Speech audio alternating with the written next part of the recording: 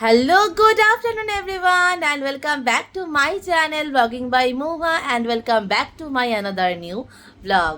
আশা করছি তোমরা সকলে খুব ভালো আছো, আমিও কিন্তু খুব ভালো আছি। গুড আফটারনুন দিয়ে ব্লগটা শুরু করলাম কারণ এখন বাজে বেলা 1টা। ব্লগটা শুরু করতে আজকে আমার অনেকটাই লেট হয়ে গেছে, শুধুমাত্র ব্লগ শুট করতে না, মানে ব্লগ শুরু করতে না, আজকে আমার সব কাজেই লেট হচ্ছে কারণ আজকে আমি অনেকটাই লেটে ঘুম থেকে উঠেছি। সকালবেলা মাম্মাইকে তো খাইয়ে আমি ভেবেছিলাম রান্নাঘরে যাব, কিন্তু আমার এক ফোঁটাও আজকে মাম্মাইকে খাওয়ানোর পর রান্নাঘরে যেতে আমার একটু ইচ্ছে করছিল না। আমার এতটা পরিমাণে ঘুম পাচ্ছিল, আমি ঘুমিয়ে পড়েছিলাম। তারপরে যখন উঠি তখন দেখি 9টা বেজে গেছে, আর তখন তো আমার মাথায় হাত যে আমি কোনটা ছেড়ে কোন কাজটা করব। তো ফটাফট রান্নাটা করলাম, সব কাজ শেষ করলাম, করে এতক্ষণে ফ্রি হয়ে এসে ইভেন আমার যে কালকের যে ব্লগটা আমি আপলোড করব সেটা আমি এখন অবধি আপলোড করে উঠতে পারিনি, সেটা আমি এখন আগে আপলোড করব আর মাম্মাইকে ঘুম পাড়াবো।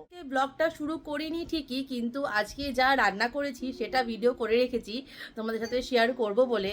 তো ততক্ষণে আমি মাম্মাইকে ঘুম পাড়াই, ব্লগটা আপলোড করি, ততক্ষণে তোমরা দেখে নাও আমি আজকে কি কি রান্না করেছি। আজ আমি যেটা বানাবো সেটা আমি কখনোই ট্রাই করিনি, কিন্তু অনেকবার মায়ের হাতে খেয়েছি, আজকে প্রথমবার ট্রাই করব। তার জন্য সেটা আগে বলে দিই, সেটা কি বানাবো, সেটা বানাবো কাঁঠাল চিংড়ি। আর সেজন্য কাঁঠালটাকে সেদ্ধ করতে বসিয়ে দিয়েছি লবণ আর হলুদ দিয়ে, আর এদিকে অন্য একটা কড়াইতে তেল দিয়ে দিলাম, এটার মধ্যে ঢেঁকির শাক ভাজা করব। তার মধ্যে কিছুটা পরিমাণ কালো জিরে আর কিছুটা পরিমাণ কেটে রাখা মানে কুচি করে রাখা রসুন দিয়ে দিলাম, আর রসুনটা কিছুক্ষণ ভাজা ভাজা হবে, তারপরেই দেবো পেঁয়াজ কুচি। আমি ভেবেছিলাম মাম্মাই বোধহয় উঠে গেছে, তার জন্য মাম্মাইকে দেখতে গেছি, আর দিকে রসুনটা গেছে পুড়ে। যাই হোক, আর তো কিছু করার নেই, এভাবেই করতে হবে। রসুনটা ভাজা ভাজা হয়ে গেছে, আর এখন এর মধ্যে দিয়ে দেবো কুচি করে রাখা পেঁয়াজ।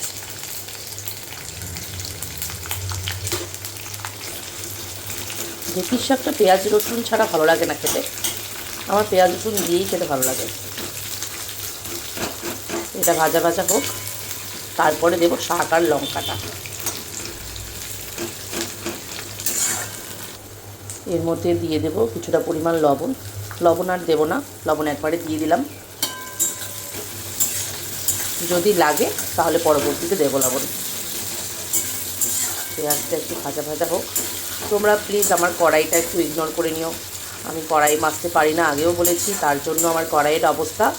আর আমি কড়াইয়ের অবস্থা বলে আমি প্রতিদিন কড়াই যখন রান্না করি কড়াইতে, তার আগে আমি কড়াই ভালো করে জল দিয়ে ফুটিয়ে তারপরে রান্না করি। কড়াইটার দিকে প্লিজ কেউ তাকিও না আমার। পেঁয়াজের রং তো পাল্টে গেছে, আর এর মধ্যে এখন দিয়ে দেবো কেটে রাখা শাকটা। এটা ঢেঁকির শাক, আর শাকের মধ্যে লঙ্কাও কাটা আছে। অ্যাকচুয়ালি কালকে মা আমাকে শাকটা কেটে দিয়েছে, তার সঙ্গে আমার লঙ্কাটাও কেটে দিয়েছে, তাহলে লঙ্কাটা আমার কাটতে না হয়, ভাবো একবার। এখন আমি খুলে দেখছি লঙ্কাও কেটে দেওয়া আছে এর মধ্যে। এটা ভাজা ভাজা হোক, আর এর মধ্যে একটু হলুদ আর একটু হালকা লবণ দেবো। লবণ না দিলেও চলবে, কিন্তু হালকা দেব, একদম অল্প পরিমাণে লবণ দিলাম। আর দেব হলুদ গুঁড়ো।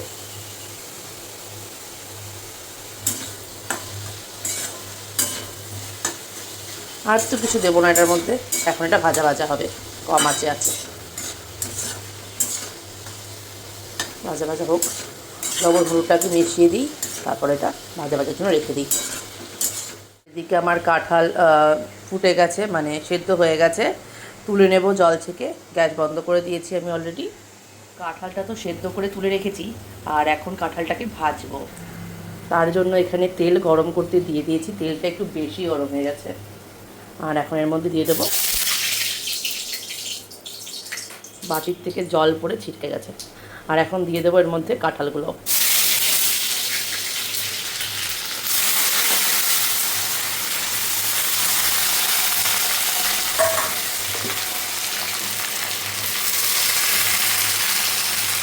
এত পরিমাণে ছিটকালো, আমি না ছিটকে বাইরে চলে যাই, এরকম অবস্থা। লবণ হলুদ তো সেদ্ধ করার সময় দিয়েছি, তাই এটা শুধু হালকা করে ভেজে নেব।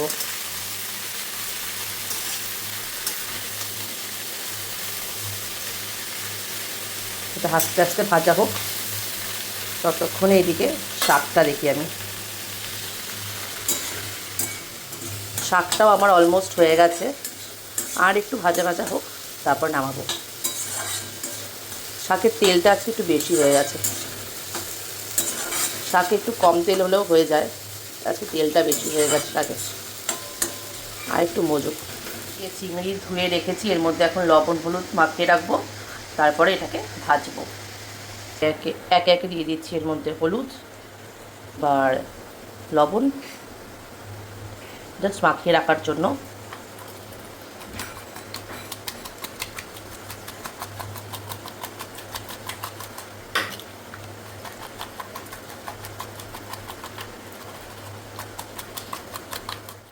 শাক ভাজা তো আমার কমপ্লিট হয়ে গেছে, এখন শাক নামিয়ে নেব। বন্ধ করে দিলাম, শাক এখন নামিয়ে নেব। আর এদিকে আমি তো একটা ভুল করে ফেলেছি, যে সবগুলো কাঁঠাল একবারে দিয়ে দিয়েছি, আর এখন এটা ভাজতে সময় লাগছে অনেকটা, ভাজা ভাজা হতে হোক, আস্তে আস্তে ভাজা, সময় লাগছে ঠিকই। কাঁঠালটা তো এখানে ভেজে নিয়েছি, আর এখন ভাজবো আলু। আলুতে লবণ হলুদ মাখিয়ে রেখেছি, এখন ভাজবো। আলু দিয়ে দিয়েছি তেলে, এখন আলুটা কিছুক্ষণ ভাজবো, তারপর তুলে নিয়ে মাছটা ভাজবো। এখানে আলু ভাজা আমার কমপ্লিট হয়ে গেছে, এটা এখন তুলে নেবার পালা। আলু ভাজার ওই তেলটার মধ্যেই দিয়ে দিলাম চিংড়িগুলো, আর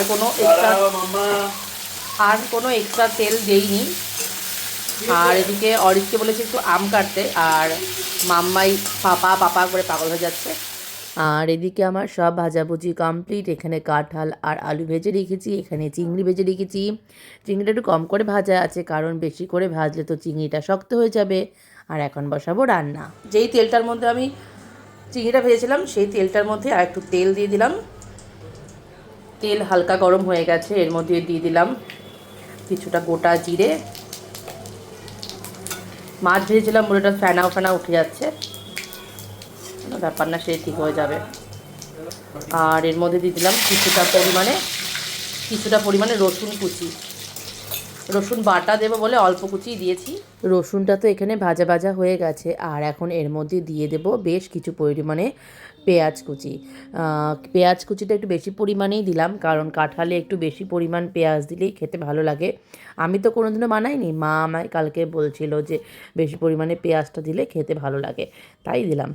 আর দিয়ে দিলাম এর মধ্যে কিছুটা পরিমাণে লবণ, যাতে খুব তাড়াতাড়ি পেঁয়াজটা মজে যায়, তার জন্য। আর এটা মজে গেলেই দিয়ে দেবো এর মধ্যে বেটে রাখা মশলা। পেঁয়াজ এখানে মজে গেছে, আর এর মধ্যে দিয়ে দিলাম আদা রসুন আর লঙ্কা বাটাটাকে। লঙ্কাটা একটু মনে হচ্ছে পরিমাণে কম আছে, তাই কিছু কুচি করে কেটে লঙ্কা দেব। কুচি করে রাখা লঙ্কা দিয়ে দিয়েছি এর মধ্যে। আর এখন দেব কিছুটা পরিমাণে হলুদ, আর একটু বেশি করেই দেব জিরের গুঁড়ো। আর কোনো মশলা এর মধ্যে দেব না। এই মশলাটাকে কষুক, তেল ছাড়ুক, তারপরে দেব ভেজে রাখা কাঁঠাল আর আলুগুলো। এখানে আমার মশলা কষে গেছে, মশলার থেকে অলরেডি তেল ছাড়তে শুরু করেছে। আর এখন এর মধ্যে দিয়ে দেব ভেজে রেখেছি যে কাঁঠাল আর আলু, সেগুলো দিয়ে দেবো। এই যে কাঁঠাল আলু ভাজে রাখা হয়ে গেছে, দুটো একসাথেই দিয়ে দেবো।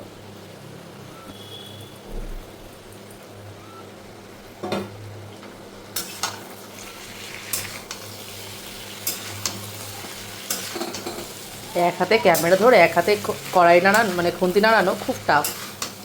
কাঁঠাল আর আলুটা মশলার সঙ্গে ভালো করে মিশিয়ে নিয়ে দিয়ে দিলাম চিংড়িগুলো। আমি খুন্তি নাড়াতে পারছি না, কারণ আমার এক হাতে মাম্মাই। যেমনটা বলেছিলাম যে মাম্মা, আমি যদি সকালে ঘুম থেকে না উঠে কাজ করি, তাহলে আমাকে মাম্মাই একটা কাজও করতে হয় না। এখন আমার কোল থেকেও নামবে না, এরকম করে আমাকে ভিডিও করতে হচ্ছে। কাঁঠাল আলু আর চিংড়িটাকে ভালো মতো মশলার সঙ্গে মিশিয়ে নিয়েছি। এখন দেব কিছুটা পরিমাণে জল, কারণ কাঁঠালটা তো হাফ সিদ্ধ হয়েছে, ফুল তো সেদ্ধ হয়নি। ফুল সেদ্ধ হওয়ার জন্য দিয়ে দেব জল।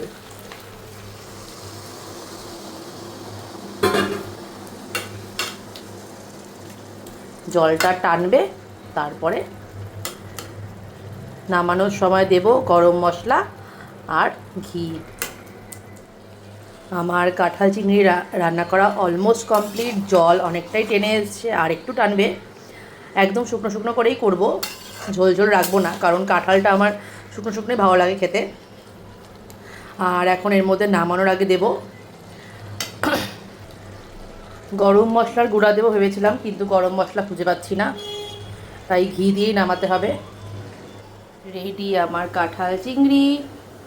কোনোদিন বানাইনি, আজকে ফার্স্ট টাইম বানালাম। আবারও বলছি, দেখা যাক কীরকম হয়। না খেয়ে তো বলতে পারবো না কীরকম হয়েছে। এখন জাস্ট হালকা লবণ টেস্ট করার জন্য ট্রাই করলাম মুখে নিয়ে, ভালোই লাগলো, কিন্তু ভাতের সাথে খেয়ে দেখি কীরকম লাগে। তখন মাম্মাইকে ঘুম পাড়ানোর চেষ্টা করেছিলাম, কিন্তু মাম্মাই এক ফোঁটাও ঘুমোয়নি, আর আমার ভিডিও শ্যুটও করা হয়নি। ওকে নিয়েই বসেছিলাম, ওর সাথেই খেলছিলাম। আর তারপর ওকে লাঞ্চ করালাম, আর আমরাও লাঞ্চ করলাম। এখন রেডি হয়ে গেছি, এখন আমরা যাব বাড়িতে। আর বাড়িতে গিয়ে আজকে বোধহয় মাম্মাইকে রাখা হবে না, কারণ আজকে মায়ের সাথে একটু যাব মার্কেটে। মার্কেটে কিছু কেনাকাটা করার আছে, সেজন্য একটু মার্কেটে ঢুকবো। আর আজকে বোধহয় ক্যাফেতে যাওয়া হবে না, দেখা যাক। যদি তাড়াতাড়ি ফিরে আসি মার্কেট থেকে, তাহলে যাব ক্যাফেতে। তাড়াতাড়ি ফেরার চেষ্টা করতেই হবে, কারণ মাম্মাইকে বাড়িতে এসে আবার ঘুম পাড়াতেও হবে। কারণ যেহেতু দুপুরে একটুও ঘুমায়নি, বিকেলে একটু না ঘুমালে ওর মানে সারাদিন ওর ঘ্যান ঘ্যান করতে থাকবে, একটু ঘুম পাড়াতেই হবে ওকে। তাই এখন যাই আগে বাড়ি। মা ওদিকে রেডি হয়ে বোধহয় বসে আছে। ফ্ল্যাটের থেকে বাড়িতে এসে মাম্মাইকে নিয়ে যাওয়া হয়নি আজকে মার্কেটে, কারণ মাম্মাই গাড়িতেই ঘুমিয়ে পড়েছিল। তাই আজ যেহেতু দুপুরবেলা ঘুমোয়নি একটু, তো ঘুম পেয়ে গেছিলো, গাড়িতেই ঘুমিয়ে পড়েছিল। তাই ওকে আমার জেঠির কাছে ঘুম পাড়িয়ে দিয়ে মানে রেখে আমি আর মা গেছিলাম মার্কেটে। মার্কেট থেকে চলে এসেছি, কটা বাজে তখন, 6:30 মতো বাজে। চলে এসেছি, এসে আমি আবার ক্যাফেতে গেছিলাম। ক্যাফেতে না গেলে তো ভালো লাগে না, আমি আগেও বলেছি তোমাদেরকে। তাই বেশিক্ষণ না, 1.5-2 ঘন্টার জন্য গেছিলাম ক্যাফেতে, চলে এসেছি। এখন বাজে 9:30, এই ঢুকলাম কিছুক্ষণ আগেই। আর এখন তো মাম্মার খাওয়ানোর সময়ও হয়ে গেছে, ওকে খাওয়াবো। তাই ভাবলাম ব্লগটা এন্ড করে দিই আগে। তো চলো, আজকের মতো ব্লগটা এখানেই থাক। আর আজকের ব্লগটাতে বেশি কিছু শ্যুট করতে পারিনি, শুধু রান্নার ব্লগটাই দেওয়া রইলো। আর কালকে আমার ব্লগটা তোমাদের কীরকম লেগেছে আমাকে অবশ্যই বলো, আর আজকের ব্লগটা কীরকম লাগছে সেটাও আমাকে বলো। তো চলো, দেখা হবে নতুন অন্য আরও একটা ব্লগে তোমাদের সকলের সাথে। তোমরা ভালো থেকো, সুস্থ থেকো, আর আমার ব্লগ দেখে যেও।